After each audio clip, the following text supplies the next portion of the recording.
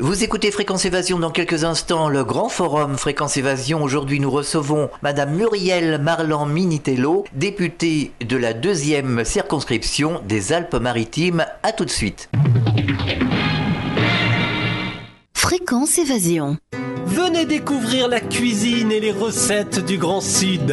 De la Corse à la Provence, du Languedoc au pays toulousain, toutes les recettes du terroir vous sont proposées sur le site de Fréquence Évasion. Cliquez sur Programme et Cuisine. Bon appétit avec Fréquence Évasion. www.fréquenceévasion.com.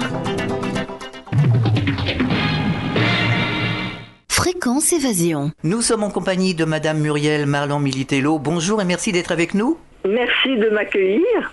Alors rappelons que vous êtes députée de la 2e circonscription des Alpes-Maritimes. Alors Madame Minitello, vous êtes partie en croisade aider les anti-corridas. Je suis partie en croisade pour ne permettre à personne de pouvoir exercer des sévices graves sur les animaux en toute impunité. Il se trouve que les deux exceptions, il y a une loi pénale qui sanctionne tous les sévices graves commis envers des animaux qui sont sous notre responsabilité, avec deux exceptions, ceux qui pratiquent la tauromachie et ceux qui pratiquent les combats de coqs. Et donc, bien évidemment, je me bats contre ces deux exceptions parce qu'elles n'ont aucun fondement valable. Le seul fondement qu'on a trouvé, jamais ces gens-là prétendent qu'ils ne font pas subir des sévices graves, ils disent simplement que c'est une tradition ininterrompue. Vous savez, au nom des traditions ininterrompues, le monde n'aurait jamais évolué. Tout à fait. On serait toujours en train de faire des combats de chiens, par exemple, on serait toujours au sein de l'élevage à traiter extrêmement mal les animaux, etc. Donc la tradition, c'est pas un argument qui, pour moi, doit tenir compte de l'évolution de la société.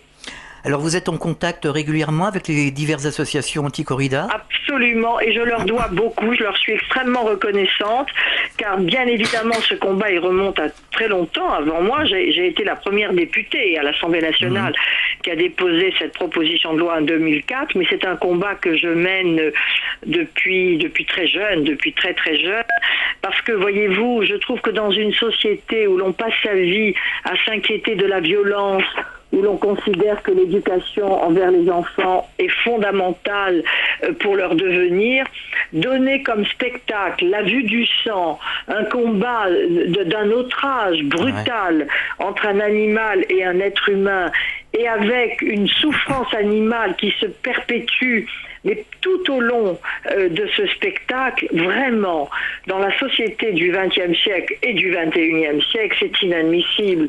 Tout à fait. Tout ça pour dire, au fond, que c'est beau. Mais alors, à partir du moment où on considère qu'une chose est belle, qu'une chose est toujours faite, je ne vois pas pourquoi un très grand artiste plasticien ferait un magnifique tableau sur la pédophilie, par exemple, ou un magnifique tableau sur la torture dans un détail absolument très très réaliste. Pourquoi ça ne serait pas interdit ? La beauté que considèrent certains, je trouve que déjà il y a une perversion de la culture que de considérer que le sang qui coule sur le dos d'un taureau, c'est beau, ça vraiment. Et je trouve très grave, je vous le dis vraiment, je trouve très grave que ces personnes se masquent derrière la tradition et la soi-disant culture pour au fond prendre du plaisir à voir un animal souffrir. Et quelque chose qui ne va pas.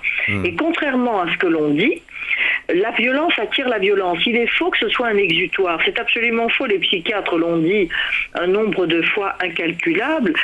Et donc, si vous voulez, je suis profondément peinée que mon pays soit si en retard par rapport aux autres pays européens, bien évidemment. Même l'Espagne.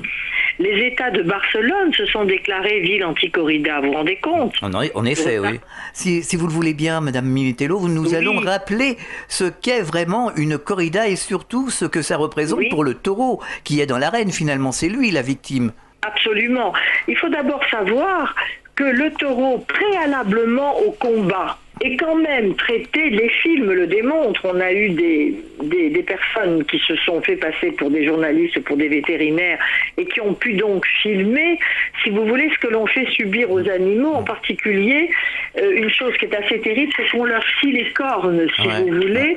On leur scie les cornes pour pas qu'elles soient trop pointues, pour ne pas faire trop de mal au taureau, et on les scie très très bas, ce qui veut dire qu'elles sont à un endroit énervé du qu'il souffre. Il est mis dans des endroits enfermés, donc il y a d'autres tortures, si vous voulez, qui sont pratiquées pour l'affaiblir, tout simplement. Car, bien évidemment, si le taureau était en possession totale de ses moyens, il n'y aurait pas beaucoup de toréadors qui en sortiraient vivants. C'est certain. Et vous remarquerez que, d'ailleurs, je ne souhaite pas du tout qu'il y ait des toréadors qui meurent, bien sûr. Évidemment. Je souhaite tout simplement que les taureaux ne souffrent plus.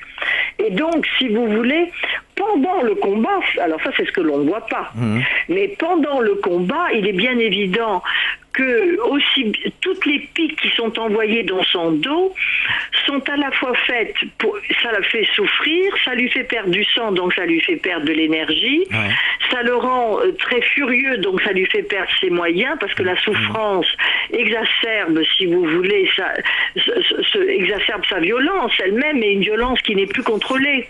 Et c'est ce que veulent bien évidemment les tenants de ce combat, qu'il ne soit plus à même de se battre en toute possession de ses moyens.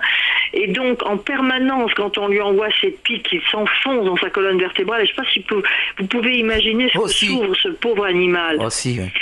Et alors, les arguments veulent dire qu'il a été heureux dans un champ en toute liberté et que donc, après tout, c'est une mort qui, si vous voulez, se fait à la fin d'une vie très agréable.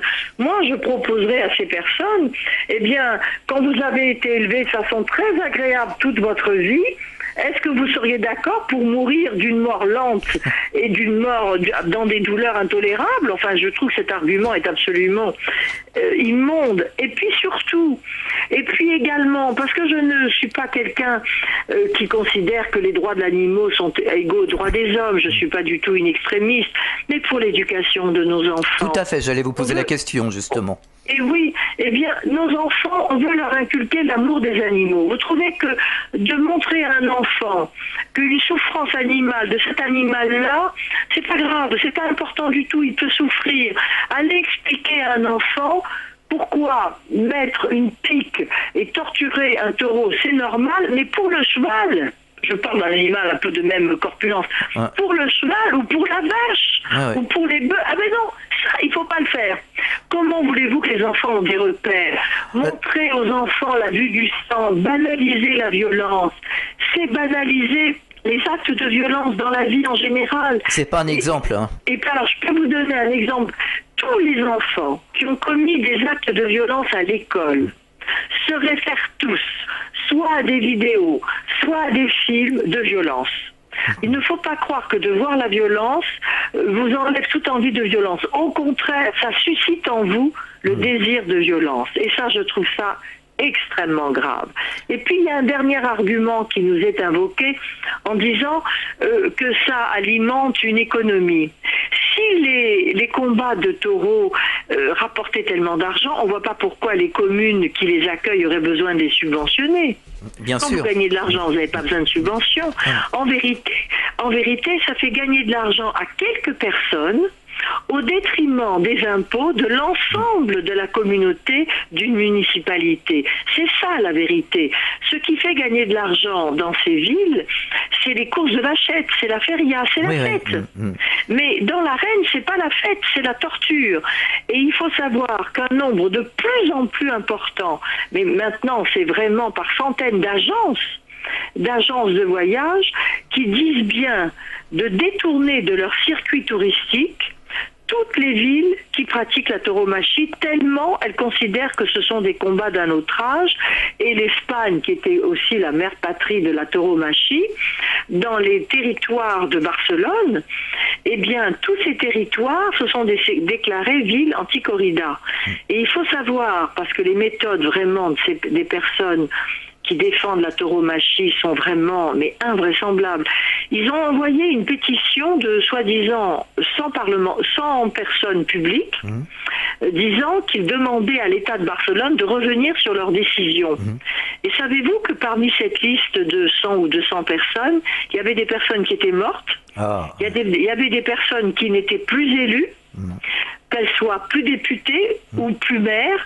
Donc, dans cette liste, il y avait des erreurs qu'on ne me dira pas inconscientes, des erreurs pour augmenter le nombre de personnes qui signaient cette pétition.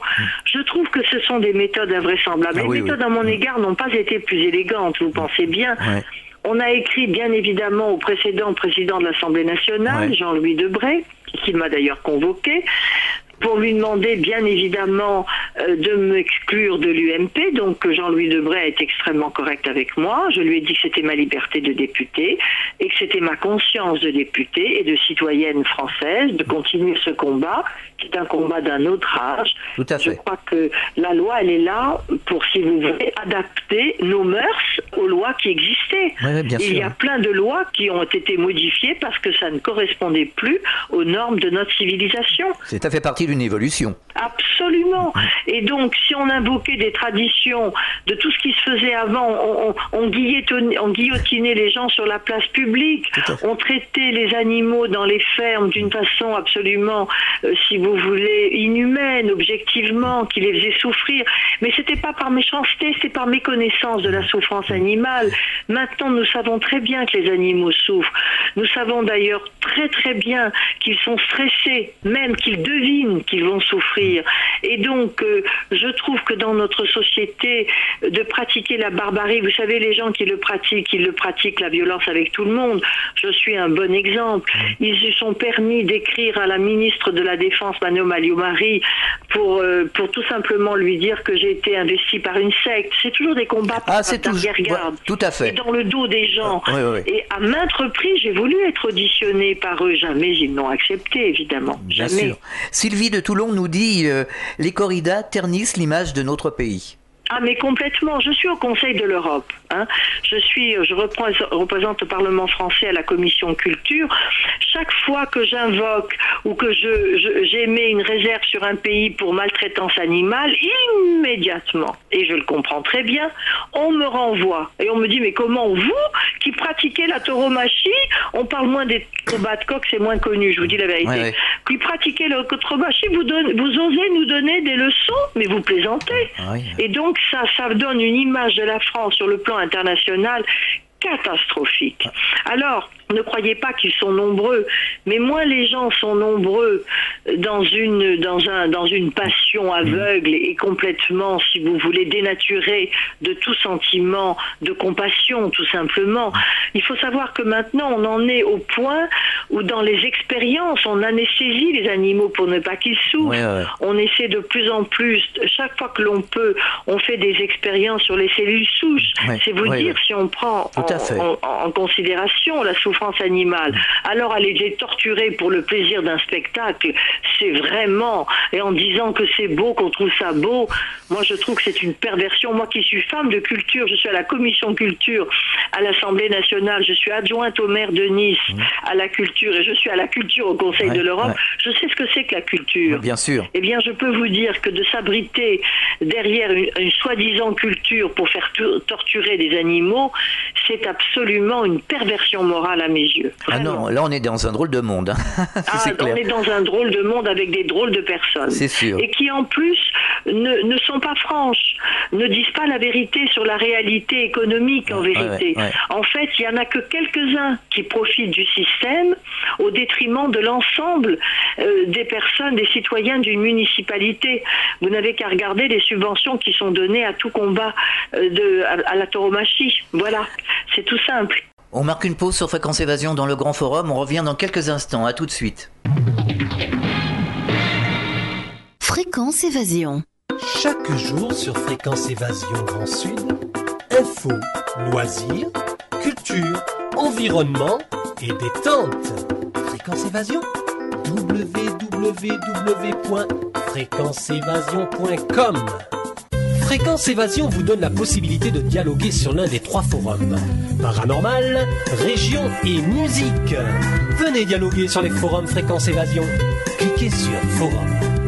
Bon surf sur le site de Fréquence Évasion, www.fréquenceévasion.com.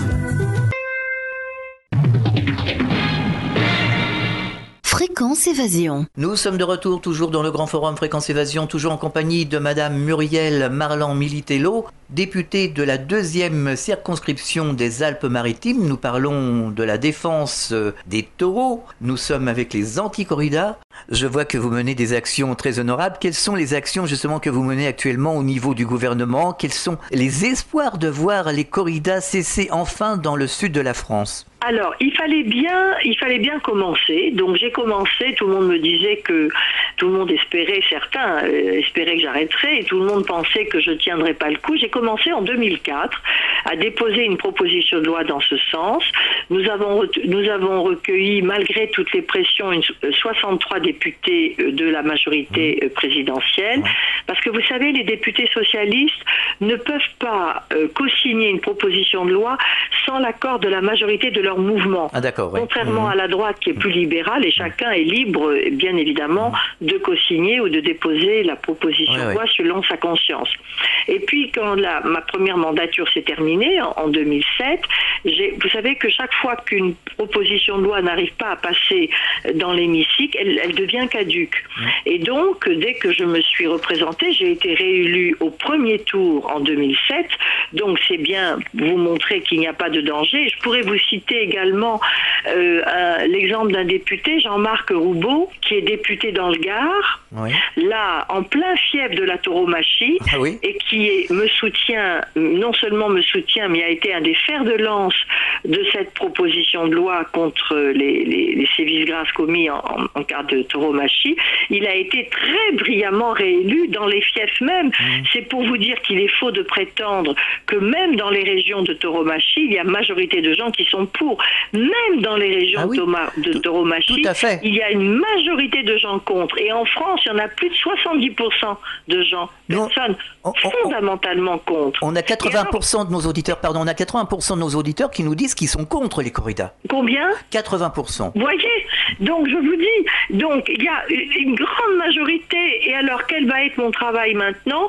Donc j'ai redéposé ma proposition de loi en 2007 et j'ai pensé qu'il serait utile et bien bien évidemment, je suis vice-présidente du groupe d'amitié pour la protection animale avec Geneviève Gaillard qui elle est un député socialiste, et nous avons décidé, elle a décidé d'ailleurs elle-même, parce que ça dépendait d'elle évidemment, de se rapprocher de moi et que nous fassions une proposition de loi commune. Et donc nous avons fait la semaine dernière une conférence de presse commune, et je trouve que c'est très beau parce que c'est un combat transversal. Ce n'est pas une question de sensibilité politique, c'est une question de civilisation tout simplement, à laquelle toutes les deux nous adhérons, et je l'en remercie infiniment. Et donc maintenant, chacune de notre côté, nous allons motiver notre groupe, moi le groupe UMP. Je vais donc demander au président de mon groupe UMP, pour lequel d'ailleurs j'ai voté, de prendre ses responsabilités et de voir s'il va accepter enfin, parce que vous savez qu'on a de plus grandes ouvertures pour passer en hémicycle, pour que notre proposition de loi puisse passer en hémicycle. Je vais également alerter le président de l'Assemblée nationale, Bernard Accoyer, pour le mettre également devant ses responsabilités. Je vais écrire à tous les députés une nouvelle fois de ma sensibilité politique, et Madame Gaillard, de son côté, va faire la même chose. Est-ce que vous avez reçu le soutien du président de la République, Nicolas Sarkozy? Non, mais je n'ai pas reçu non plus de refus. C'est ce que vous nous aviez dit l'année dernière. À la présidence, un silence total. J'ai écrit à Madame Carla Bruni, parce que la précédente épouse du président, Cecilia, était d'origine espagnole et je crois était assez attirée par la tauromachie. Mais la sœur de Carla Bruni, Carla Tedeschi Bruni, est une personne qui soutient Brigitte Bardot et qui soutient notre combat contre la tauromachie. Donc j'ai écrit à Carla Bruni. Elle m'a répondu très aimablement en me disant qu'elle ne prenait pas position sur ce genre de sujet, que ça n'était pas dans les attributions, j'ai sa lettre d'ailleurs, qu'elle se reconnaissait. Et donc elle ne m'a pas donné personne à la présidence m'a demandé d'arrêter mon combat. Je note quand même, et vous noterez que cette année, d'après ce que m'ont dit les associations qui surveillent ça de très près, ni le Premier ministre, ni Madame Bachelot, ni Madame Alliot-Marie, qui sont des personnes du Sud-Ouest qui allaient à des combats de tauromachie, ne sont allés à un spectacle de tauromachie. À ma connaissance, les associations m'ont également dit que le président de la République qui y allait précédemment n'y est plus allé. D'accord. Voilà ce que je peux vous dire. Je pense que nous sommes sur la dernière ligne droite de ce combat que nous savons victorieux. Je l'espère. Alors, il y a 2 auditeurs de Fenouillet, près de Toulouse. Vous connaissez Fenouillet, c'est un peu le fief aussi de la corrida, voilà. Nicole et Stéphane, qui sont impliqués dans une association toulousaine anti-corrida, nous disent la raison, c'est qu'il y a des pro-corrida au sein du gouvernement et au Conseil de l'Europe. Est-ce vrai? Mais c'est vrai, Monsieur Fillon, Madame Bachelot, je peux tout de suite vous le dire, Madame Alliot-Marie, qui elle, vis-à-vis de moi, était totalement élégante, je dois dire, n'a jamais, ni Monsieur Fillon, ni Madame Bachelot, ni Madame Alliot-Marie n'ont exercé une quelconque pression sur moi. Ce sont des passionnés, je crois, l'on m'a dit, de tauromachie. Alors, est-ce qu'ils prennent conscience, justement, de la souffrance de ces animaux, qui est finalement une évidence? Je dirais, je ne peux pas parler en leur nom. Ça serait très intéressant que vous les interrogiez s'ils acceptaient. Tout ce que je peux vous dire, c'est qu'on m'a dit qu'ils y tenaient parce qu'ils trouvent ça beau, ça fait partie de leur culture. Ça m'a envie de parler en leur nom, mais je ne vois pas qu'est-ce qu'ils pourraient voter d'autres arguments que de dire qu'ils sont habitués à y prendre du plaisir. C'est sûr. Que je trouve un plaisir. Madame Minitello, rapprochez-vous du téléphone. Rapprochez-vous du téléphone, je vous entends mal. Ah bon, pardon, voilà. Voilà, ça va mieux maintenant. Voilà. Oui, bon, on leur posera la question alors. Alors, j'ai interpellé le président de la République, j'ai interpellé le Premier ministre, j'ai interpellé Madame Bachelot, j'ai interpellé Madame Alliot-Marie, je n'ai eu à ce jour aucune réponse. J'ai eu une lettre datant du président de la République qui ne prend pas position, ainsi que du Premier ministre. D'accord. Que peut-on faire aujourd'hui pour faire prendre conscience à tous ces gens qu'il faut vraiment arrêter ces pratiques? C'est urgent. Eh bien, écoutez, moi je peux vous dire que c'est grâce à vous, grâce à des personnes comme vous, grâce aux médias qui médiatisent notre combat. La plupart des gens sont contre. Et les quelques personnes qui sont pour s'occultent à eux-mêmes pour se donner bonne conscience, et la souffrance animale et la perversion de l'éducation pour nos enfants. Vous savez, il n'y a pas plus aveugle qu'une personne qui ne veut pas voir. Ah, tout à fait. Et je crois qu'à partir d'un certain moment où la prise de conscience sera vraiment tellement bien médiatisée, même ces personnes abandonneront, si vous voulez, le combat. Ceux qui seront le plus tenaces, c'est ceux qui tirent un profit des subsides de leur municipalité. C'est ceux-là, bien sûr, sans doute, qui seront les plus tenaces à faire du lobbying contre nous. Et surtout, ils font croire aux responsables politiques que ce serait dangereux électoralement. Or, nous pouvons prouver avec les élus qui ont été réélus dans ces régions-là que c'est absolument faux. Ah non, nous sommes tous contre. Nous, on est dans la région de Nîmes. Et franchement, déjà à la radio, tout le monde est contre. Et les auditeurs, comme je vous disais tout à l'heure, à 80% trouvent ça inadmissible. Mais vous allez voir, c'est un combat. Alors vous savez, quand on devient très minoritaire, on est encore plus acharné. Oui. Donc ils sont extrêmement acharnés d'une façon extrêmement déplaisante, par des coups bas, par derrière. Moi je trouve que tout ceci, il y a des tas de choses que je subodore dans leur façon de gagner de l'argent, mais dont je ne parle pas, parce que j'estime que c'est pas ça le vrai combat. Le vrai combat, c'est un problème de civilisation de nos jours et d'honneur de la France. Vous ne savez pas à quel point ça nous porte préjudice.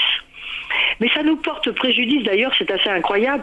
Moi, je ne compare pas les droits de l'homme avec les droits des animaux. Mais quand je parle de droits de l'homme à des personnes dans des pays qui ne respectent pas, ils me renvoient immédiatement mes problèmes que je peux avoir en matière de souffrance animale. Bien sûr. Je trouve que c'est très très grave, ça. Ça donne une image de la voix de la France est mal portée à cause de ça. Et dans les pays anglo-saxons, c'est extrêmement mal porté. Vous ne pouvez pas vous imaginer les Américains et les Anglais nous traitent de sauvages, sauvages. Oui, oui, non, mais tout à fait d'accord. C'est l'honneur des députés, je vais responsabiliser les députés dans l'histoire parlementaire. On saura les députés qui se sont opposés à ma proposition de loi. Et on saura également... Non, il y a trop de violence aujourd'hui. Suffisamment lâches qui n'osent pas prendre position, voilà. Il y a trop de violence en général dans notre société, à la télévision, envers les animaux. En général, il y a beaucoup de violence. Et alors, on passe son temps à vouloir lutter contre la violence et on fait une exception à la sanction pénale pour permettre cette violence. Mais c'est contradictoire avec la philosophie de notre droit. Et vous savez, j'ai un autre combat qui est corollaire d'ailleurs. Dans notre code civil, il faut savoir que l'animal, contrairement au code civil européen, est considéré uniquement comme un meuble. C'est normal qu'il soit considéré comme un meuble pour que les éleveurs puissent les transporter. Je ne le conteste pas. Bien sûr. Mais avec une magistrate, une femme vraiment formidable, nous avons fait une proposition de loi pour que les animaux relèvent d'une catégorie sociale particulière. Ce sont des meubles, mais qui sont vivants, doués de sensibilité. Donc, ce sont des meubles qui sont des êtres vivants, on ne peut pas le nier que ce sont des êtres vivants, doués de sensibilité, on ne peut pas le nier. Et donc, il serait quand même grand temps que le code civil rejoigne la nature biologique de l'animal. La nature biologique de l'animal, c'est un être vivant doué de sensibilité. Pour des mesures d'économie agricole, on est obligé de les considérer comme des meubles, parce que s'ils n'étaient que des êtres vivants, on ne pourrait pas les transporter. Et je comprends très bien que je respecte le droit des éleveurs, bien évidemment. Mais donc, j'ai déposé également cette proposition de loi. J'espère qu'elle va passer. Vous pensez bien que les quelques rares personnes qui font encore partie des lobbies de la tauromachie s'y opposent des quatre fers. D'ailleurs, si j'étais tellement sûre d'avoir la majorité à l'Assemblée, pourquoi ils nous empêcheraient de passer dans l'hémicycle? Tout à fait, oui, bien sûr. Parce que si la majorité est contre moi, ma loi ne passerait pas. Ils savent bien qu'une majorité de députés voterait en faveur de cette loi. Ils le savent bien. On n'arrive pas. C'est ça qu'ils se battent. On n'arrive pas à comprendre vraiment cet état d'esprit. C'est incroyable. Un état d'esprit. Vous savez, c'est une résurgence de l'instinct barbare de l'homme. Oui, tout à fait. Oui. Pourquoi on fait des lois? On fait des lois pour empêcher que l'instinct barbare de l'homme ne fasse du tort à la société. Sinon, il n'y aurait pas de pénalité, il n'y aurait pas de sanctions envers les gens qui tapent des gens, il n'y aurait pas de sanctions pénales. Oui, bien sûr. Il y a des sanctions pénales, il y a constamment des gens brutaux dans la vie. Eh bien, les lois sont là pour les punir, pour protéger les autres. Eh bien, c'est exactement pareil pour les animaux. Il y a des amendes pour tous les éleveurs qui ne respectent pas le bien-être animal. Et puis c'est tout. On a fait subir des amendes à des éleveurs de cochons, à des éleveurs de volailles qui traitaient les animaux dans des conditions absolument épouvantables. Et d'ailleurs, on a prouvé que les animaux qui sont ainsi très maltraités sont stressés, qui prouvent bien qu'ils souffrent, et que leur viande est moins bonne. Tout à fait. Et ça a influencé les éleveurs. Non mais vous savez, pour en arriver à ce genre d'argument, ça veut dire que la compassion n'avait pas beaucoup d'importance. Pour moi, elle en a beaucoup aussi.